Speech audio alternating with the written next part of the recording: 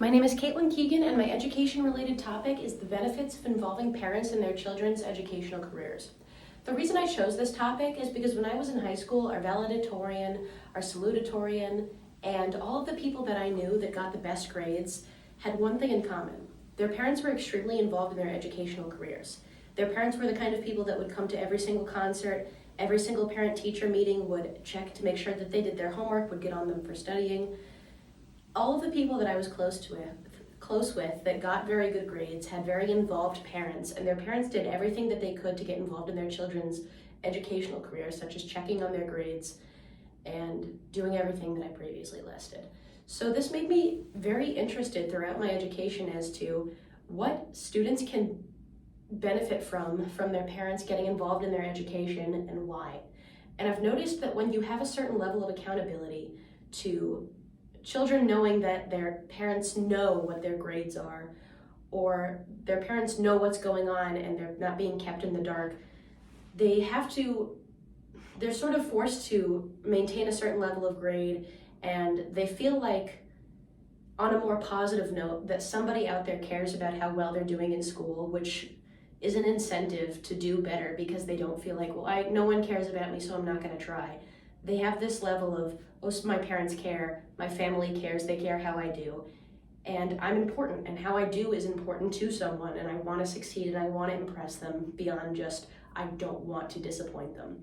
So the National Education Association says that students who have parents that are involved in their education are shown to have higher grades, test scores, social skills, better reported behavior, they have better adaptation to school, and a much higher likelihood of attending college.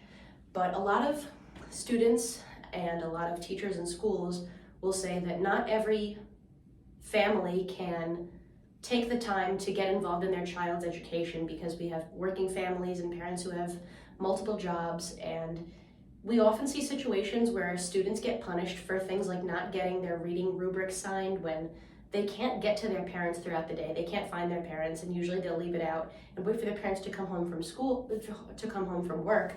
But these parents are so tired that they forget to sign the paper, which is personally something that happened to me as a kid. And when you involve parents in a child's education in that manner, it tends to give children of working class parents the short end of the stick because they're busy and they can't get involved. And it often turns into a situation where teachers favor students whose parents do show up to these parent-teacher conferences because they see the student as more of a person. This is a person with parents, with a family, I know their parents. And they tend to view the child in a higher light. But a better way to approach it is by using the 8 Ps. And the 8 Ps are several different ways to incorporate a child's parents into their education without prioritizing the children who have parents that have more time. So the first way of doing it is to use praise.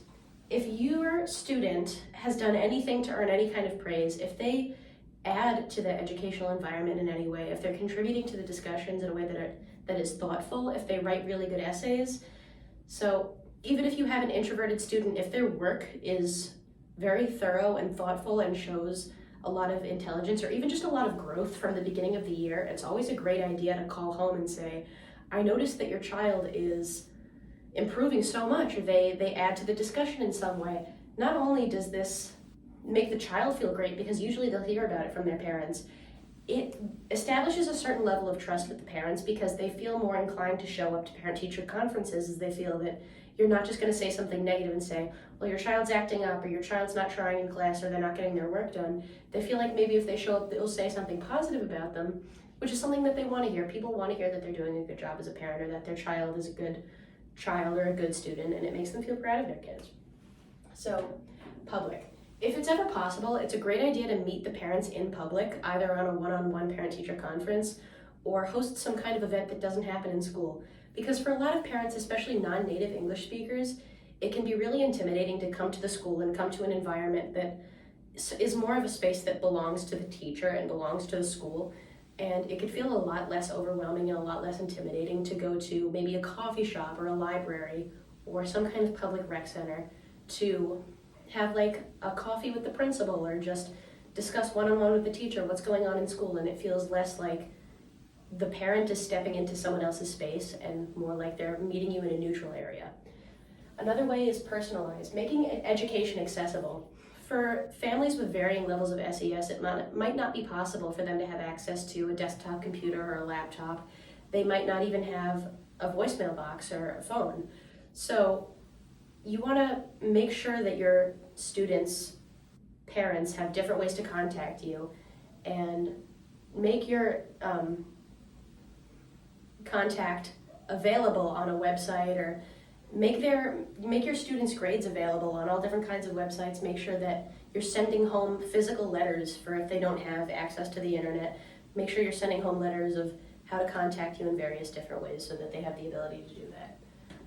Purpose. Be transparent about why you're doing it. Speaking of sending home letters, if you are changing your classroom in some way, if you're changing your curriculum, or even if you're not, at the beginning of the year, it's always a great idea to send home a syllabus and let the parents know what you're doing and what their children are going to be learning in class and how they're going to be learning it, because it makes the parents feel like they're more in control of their children and their children's lives, and they know what's going on. And this way, when the parent knows exactly what their children are learning about in school, they can ask specific questions about, instead of what did you learn in school today, they could ask something like, what did you learn about the Native Americans, or what did you learn about the American Revolution, or what did you learn about the Civil War? And it's much more likely to engage in honest conversation rather than, what did you do in school today? Nothing. You can encourage the parents to ask specific questions of, oh, did you get to this topic yet? What topic are you on in this class? Because they have the syllabus in front of them, they can ask a specific question, and it can cause the students to actually study just by talking to their parents and using active recall and talking about what they're learning in class, because it's proven that when you're teaching something to someone else, you're also teaching it to yourself. You're reciting the facts to yourself, and it can actually encourage much better grades in students when they're having these conversations with their parents about what's going on. And it establishes a level of trust between the teachers and the parents about, okay, this is what's going on in my child's life. I know what's going on. And it makes parents feel very accomplished to say, I'm a good parent. I know what's going on in my child's life. I'm involved. And that's a great feeling for them. So another example is personality. Show the students who you are and develop trust with them. When you show your students who you are as a person, when you're able to, whenever appropriate, use humor in the classroom and talk and joke around and let them know what you do in your personal time to some degree, it establishes a certain level of trust, and these students will like you more, and they're going to say, okay, I know what kind of a person this person is. I like them. I feel comfortable encouraging my parents to come to parent-teacher conferences, because I know when I was a kid, if I didn't like a teacher, I would talk down parent-teacher conferences to my parents and say, it's really not necessary to go. We don't have to go to parent-teacher conferences, especially if I felt like that teacher was going to have something negative to say about me. I would just make sure they wouldn't show up, and they wouldn't. Never underestimate a student's ability to convince their parents not to show up to parent-teacher conferences. Your only hope is to make the student like you, because if they don't want their parents to go, they probably won't. So, persistent. Keep trying, keep sending the newsletters, keep posting the videos. There are some families that are going to be reluctant to get involved, and it might be because they don't have enough time. It might be because they don't know how to take that first step. Some parents are more intimidated than others, but you're always going to have new parents. You're always going to have new students moving into the school. So just make sure you keep sending home those newsletters, posting the videos, keep making grades very available online. Just keep being persistent, and you never know who else you might finally reach out to. Piece of cake. Make it easy to access grades and contact the teacher. Keep a very public and easy to access website of the child's grades. Make it easy to access you. Make sure that the parents know what your phone number is. Make sure you have an email available, a landline, and a cell phone number, so that they can call you from wherever, however they have to do it. Email you if possible, whatever is better for them, and whatever is better for not wanting to talk to somebody in person over the phone, whatever is better for if they want to send an email. And just make it as easy as possible for these parents to contact you. This way they're more persuaded to do so. Provide support.